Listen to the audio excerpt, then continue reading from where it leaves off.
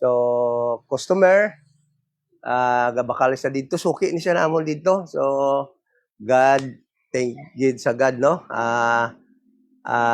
Nagkaroon kita ng opportunity na ma-share sa iyang gospel of the grace of God.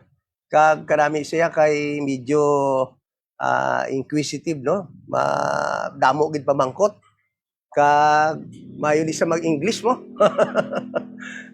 Mayo damo man siya nabalaan sa Bible, memorize niya mga verses, but most of the verses na memorize is from the earthly ministry of Jesus Christ from Matthew, Mark, Luke, and John.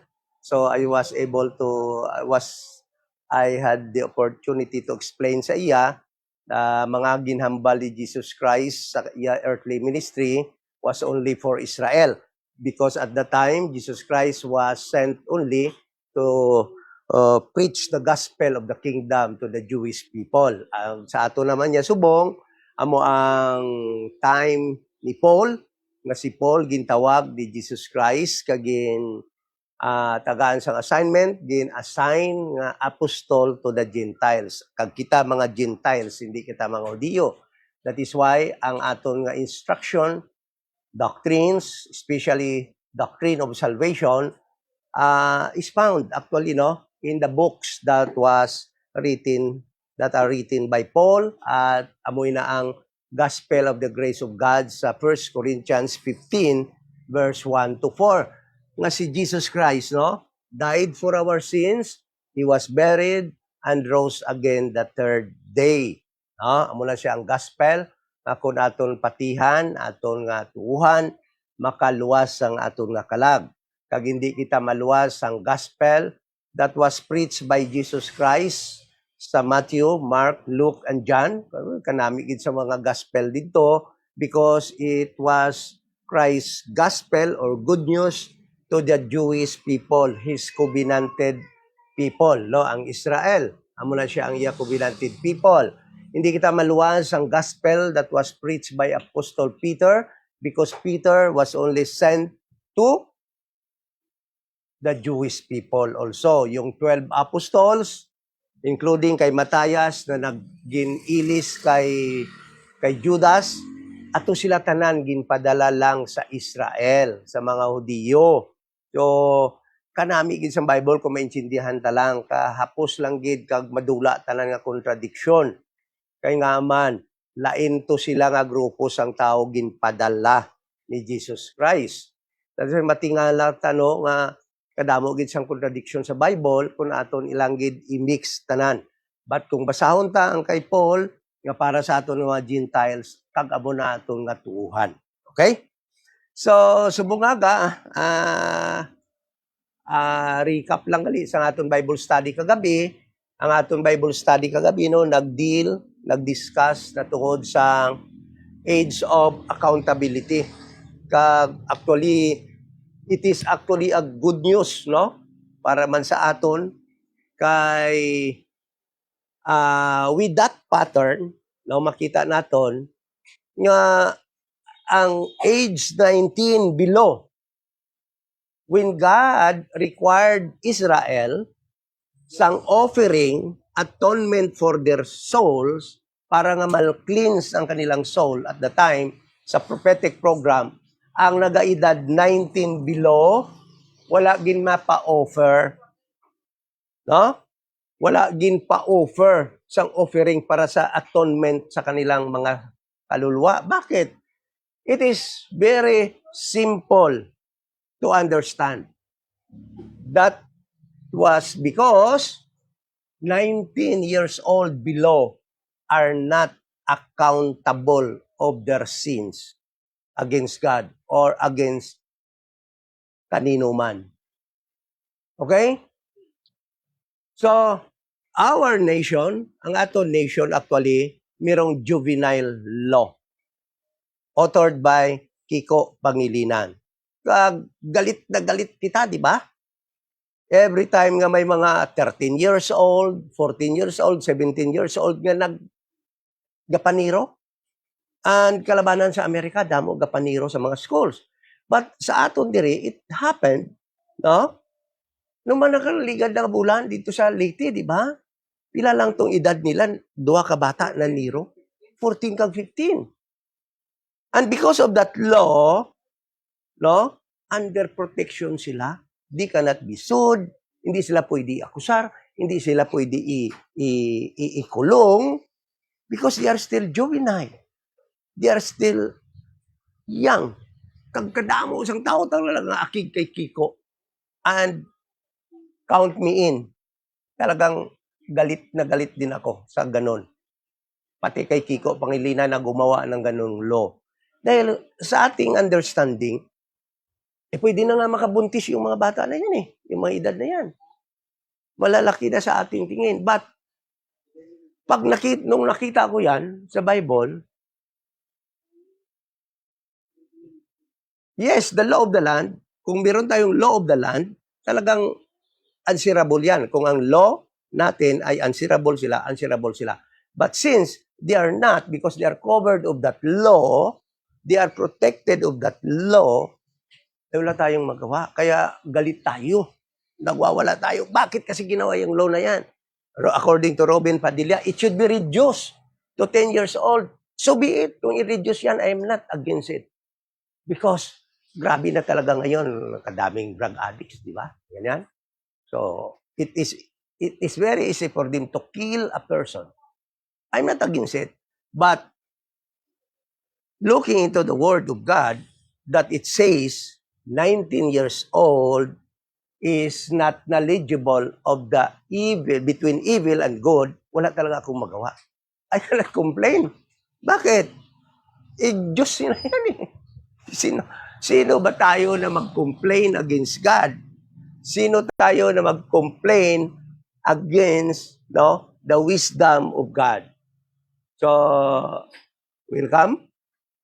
Bago tayo patuloy, welcome din natin Sister Rochelle. Andito ngayon, no? So, Brother Charles, welcome.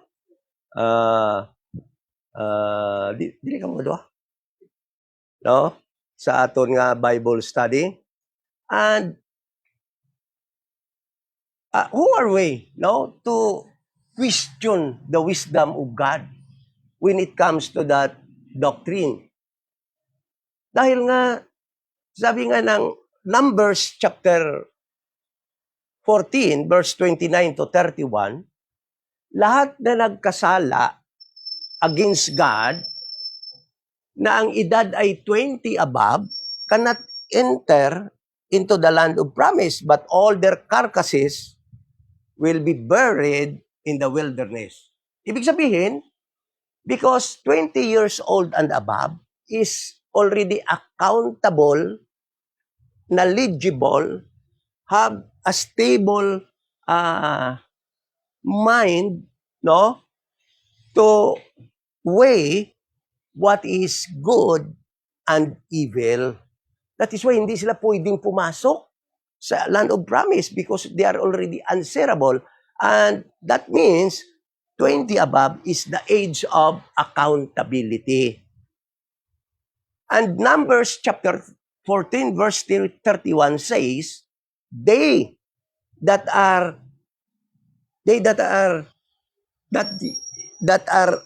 below 20 years old, it means 19 years old below, are the one who will be allowed by God to enter or to inherit the land of promise. Because Deuteronomy 1 verse 39 says that yung little ones na yon, yung mga children na yon, yung mga dependent na yon, ay hindi pa knowledgeable of what is good and evil. Basahin natin. Deuteronomy chapter 1, 39. Recap lang ito sa ating Bible study kagabi. Sabi niya dito, kaya alam nyo, itong katanungan na to, matagal na talaga kahit ako. Hindi ko maintindihan yung ano talagang age of accountability. Basta, sabi lang ng mga pastors natin dati, yung tao pag-aware na, pag-conscious na kung ano yung mali at tama. And I believe that because yun. The question is what age talaga? And the Bible gave us the answer. Sabi niya dito, verse 39, Deuteronomy chapter 1, verse 39, sabi dito,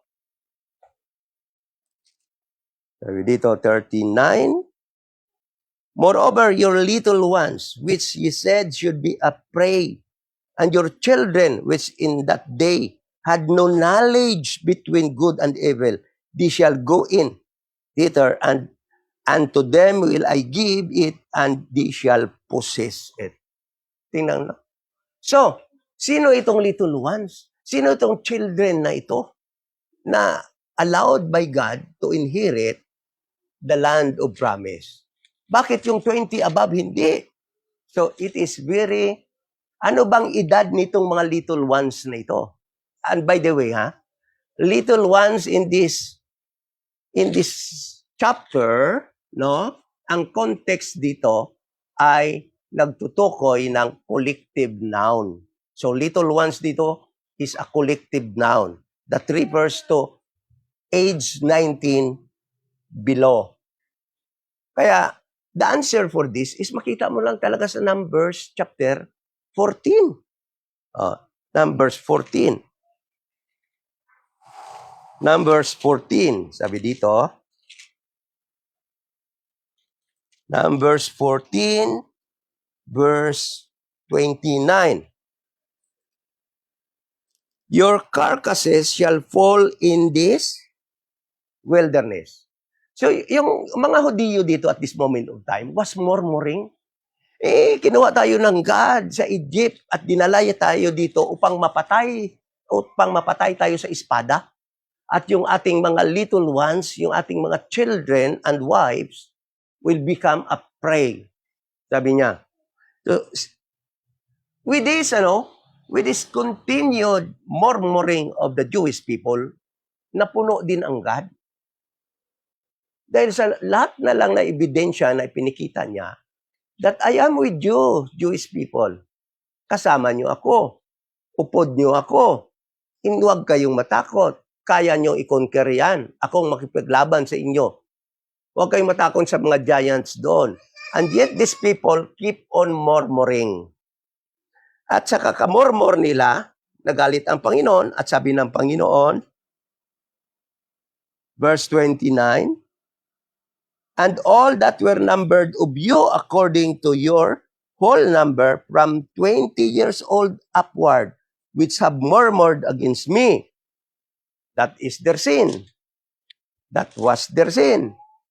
They murmured against God. Doubtless, ye shall not come into the land concerning which I swear to make you dwell therein, save Caleb the son of Jephunneh and Joshua the son of Nun. Dalawa lang ang makapasok. But your little ones.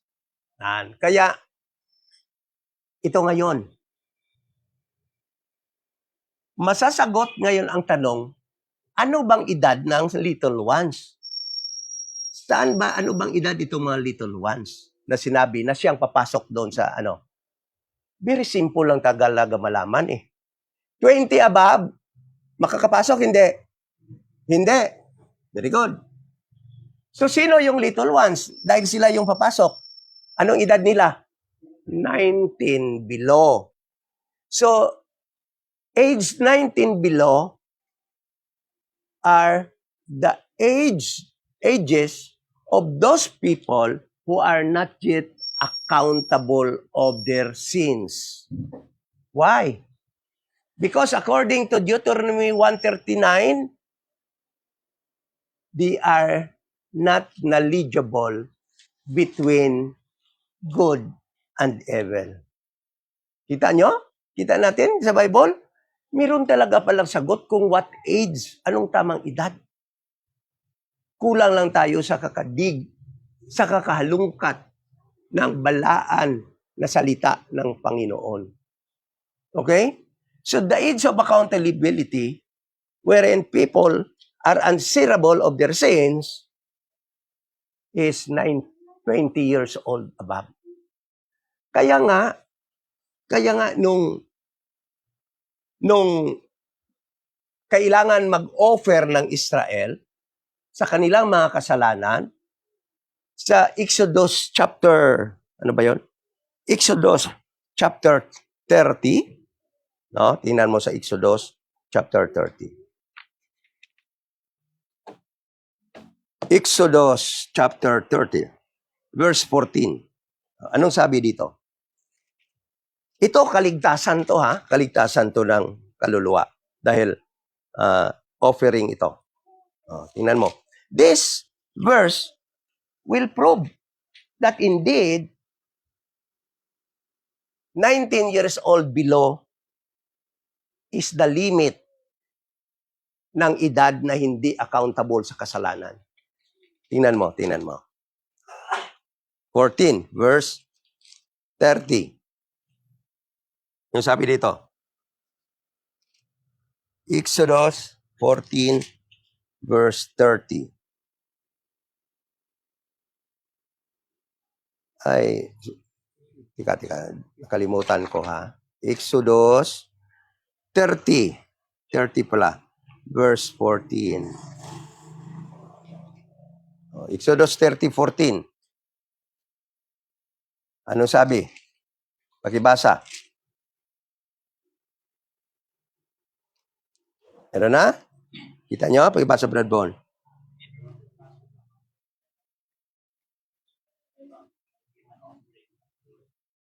Kita mo?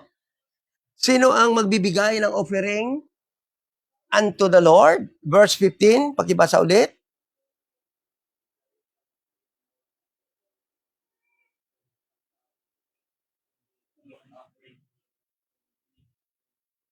Kita mo? Make an atonement for their soul, for your soul. So, it will give us the idea that the 20 years old above will give an offering so that their souls will be atoned or will be cleansed for a moment. And that is 1 year. But 19 years old below, they were not required to give an offering for the atonement of their soul. Simply because, bakit? They are not yet answerable of their sins. Kahit anong kasalanan nila nagawa, they are not answerable of it. Why? Sabi ng Panginoon, they are not yet in the age of accountability. Sabi ng Deuteronomy 1:39, they do not know yet what is good and evil. Wala silang awareness. Yes, because at talagang gusto kong mag-complain. Ang laki na niya na 19 ah. Di ba? Eh, yung tanong, sino tayo na magko-complain sa Panginoon? Yun lang kasi, dyan ako number 1 na galit dyan sa law ni Pangilinan. Pero dito, hindi ako pwedeng mag-complain kasi Panginoon ito. Sino tayo mag-question ng kanyang wisdom? Ng kanyang kaalaman? As the creator of everything.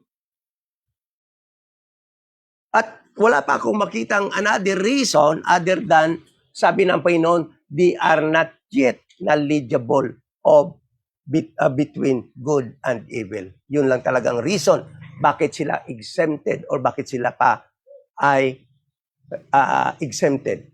Even sa kanilang army, 20 years old above ang pwede i-enlist sa military ng Israel. 19 below. Bakit hindi?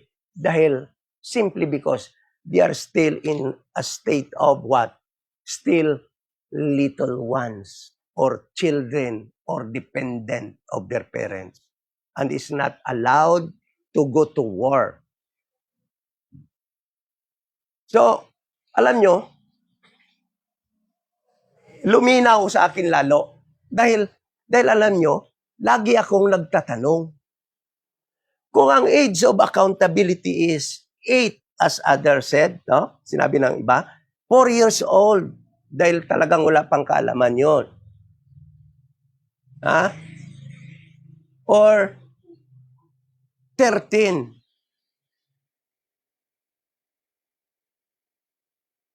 or 10. Alam nyo, pag rapture, napakaraming maiwan dito na masabi nating wala pa talagang kakayahan mag-intindi ng gospel of the grace of God. Because the gospel of the grace of God should be digest. Maintindihan mo. Ha? Para ka makabilib. Sa totoo lang, bakit ka ba nagbilib sa gospel of the grace of God? Because naintindihan mo that Jesus Christ should die for your sins. Because nobody can pay for your sins other than the blood of Jesus Christ. Di ba? So, kailangan maintindihan. So, paano sila maligtas ngayon kung di pa nakaintindi? So, ngayon, napakaliwanag na sa atin na kahit mag-rapture ngayon, anytime, God, wala ka talaga makapagsabi, God is unfair. Bakit yung iba hindi pa nakadinig? Dahil lahat ng 20 years old above, I do believe na nakadinig na yan sila lahat and they have the ability na i-digest, maintindihan yung gospel of the grace of God. And yet, they preferred to reject that gospel. So, ibig sabihin, pag nag-rapture ngayon, 19 years old below are saved. And God will not allow them to enter into the tribulation period to experience God's wrath. It is very unfair for them to experience because hindi nga sila nakaintindi pa ng kanilang kasalanan. Somebody said, galing pa nga lang sa tiyan may kasalanan na. Yes, but yung kasalanan na yan, hindi sila accountable. Hindi sila aware. Hindi sila knowledgeable sa kasalanan habang binubuntis pa sila. And that age lasts until maglampas na sila ng 19 years old. No? So, pag-determine talaga ng edad. That is why, kahit na ngayon lumiwanag na talaga sa atin, na yung may mga kapansanan sa pag-iisip, hindi sila knowledgeable between good and evil, kahit anong edad, sigurado na natin na ngayon naligtas yan sila. Lahat na may mga kapansanan sa pag-iisip. Yung hindi pa makaintindi. Maliban doon sa pipi ka lang, bingi dahil may paraan ka naman na makaintindi. Pagi sa sinyas, di ba? Sa basa. Yung may pagkukulang talaga sa pag-iisip.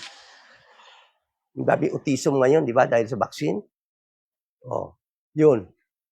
So, that was our recap, no? But let us continue sa ating subject talaga sa every Sunday. Atong pinag-aralan natin ay yung significant events that will occur in heaven and the earth after the first 3.5 years of the 70th week of Daniel. So, ipangatlo na natin to, no? First, second, at third na natin ito na Sunday. So, third part, no? And in this third part, pag-aralan natin yung what will happen in the earth, no? After the first 3.5 years of the 70th week of Daniel, or after the beginning of sorrows. I do believe that we are now in the beginning of sorrows. No?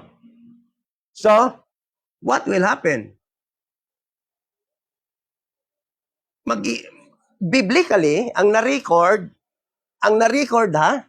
sa Bible, that will happen is recorded in Matthew chapter 24.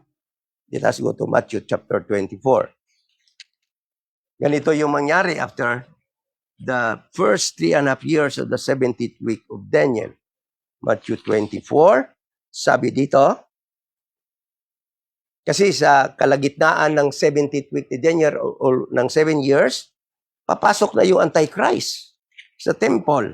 Sabi niya dito, verse 15, when you therefore shall see the abomination of desolation, spoken of by Daniel the prophet, stand in the holy place, whoso read it, let him understand, then let him be in Judea.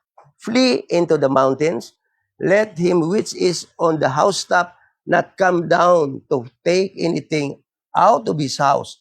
Neither let him which is in the field return back to take his clothes. And woe unto them that are with child, and to them that give suck in those days.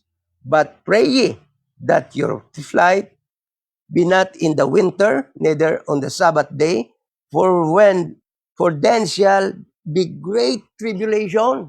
So great tribulation. The Jewish people will be persecuted by the Antichrist. That is the very recorded that will happen immediately after the first 3.5 years of the 70th week Daniel, or the end of the beginning of Soros, and the beginning of the last or the second 3.5 years. The Antichrist will reign, will go inside the newly built Jerusalem temple and will require worship, and eventually i-persecute niya ang Jewish people. Alam na natin yung mga susunod yan at iti-take up natin yan lately. But what is the worldwide events that will happen that are not recorded in this Bible? Meron ba? Kasi magtatanong kayo, nag-proceed na yung prophetic program. Yung mangyayari lang dito ay naka-record na talaga sa prophecy. But listen to this. Paul said in 2 Timothy chapter 2 verse 7, tingnan natin. 2 Timothy chapter 2 verse 7, ito talaga yung mangyayari worldwide. Yung na-record sa Matthew 24, what will happen to Israel, the persecution of Israel by the Antichrist, but what will happen worldwide, including the Gentile world, are not recorded. Why? Because 2 Timothy chapter 2 verse 7, anong sabi?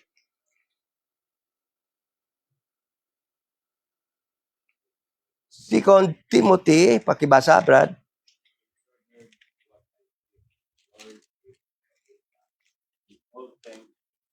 Second Timothy, Second Thessalonians, maybe.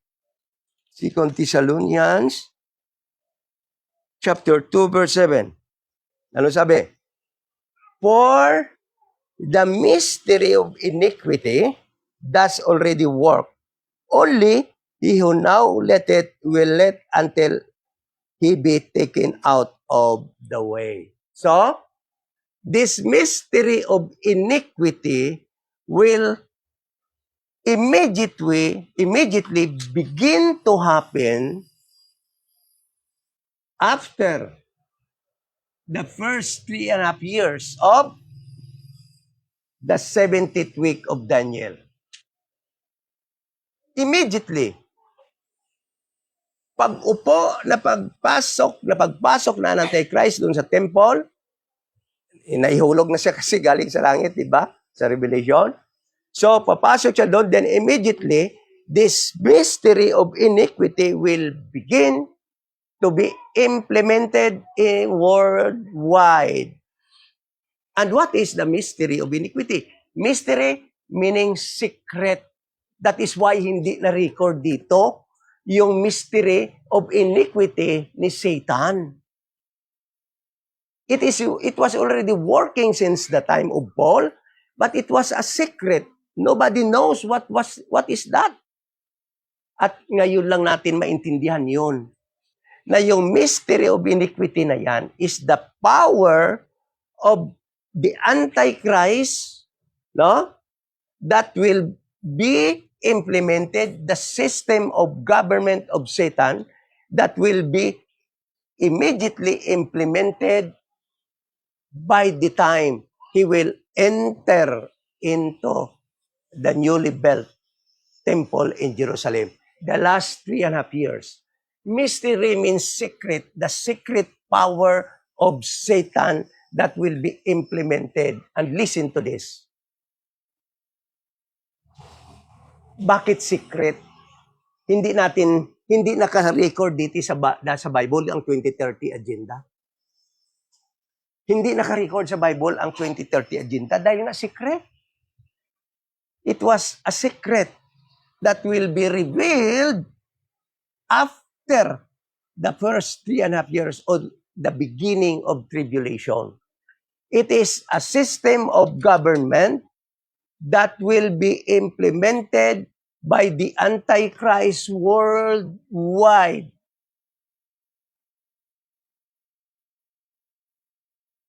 At bakit tinawag na mystery?